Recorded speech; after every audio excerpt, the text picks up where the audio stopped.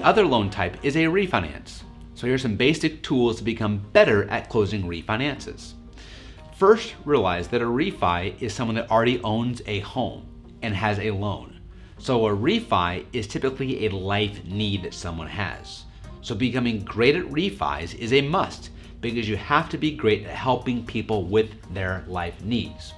So it's 100% about adding value and extending relationships. I'm going to say that again. It's 100% about adding value and extending relationships. Most loan officers that I talk to, coach, mentor, or engage with, the number one thing that they don't do is continue to engage with their customers after they bought in a home to see what they need. So a refinancer is a servicer of someone's debt.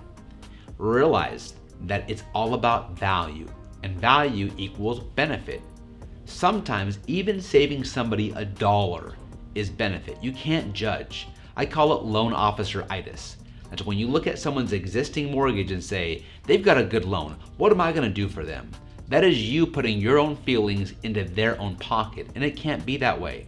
Sometimes I'll close a loan for somebody, save them a few bucks, but help them skip a payment, and that's a huge win for them. So don't judge what you believe are the circumstances of the loan. Judge the client's own individual life. So that's why it's about adding value, but extending relationships. So how do you do that? I have my 7 Ds approach. And these 7 Ds are why I continue to have my team pump out tons of refis, because people always have tons of needs.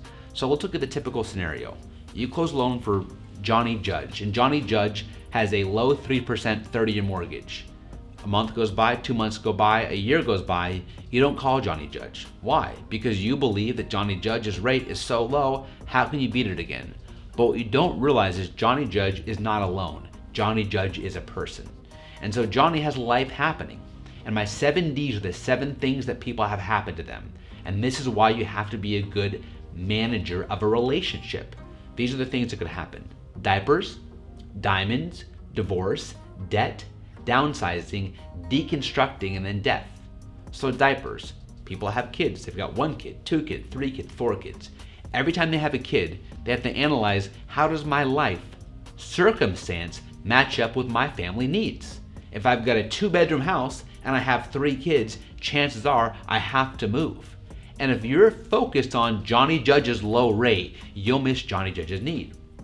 Next is diamonds. Maybe I'm getting married. Maybe we're getting engaged. And because I bought a house, I now need a home. Debt. People get in a debt every single day. Their credit cards rack up.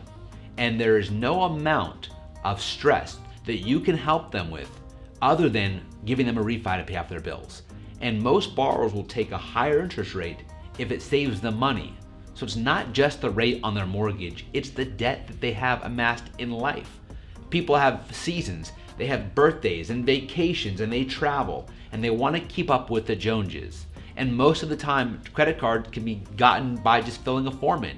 And boom, all of a sudden this borrower who's never had debt in their life or never managed debt in their life is being offered a $20,000 credit card.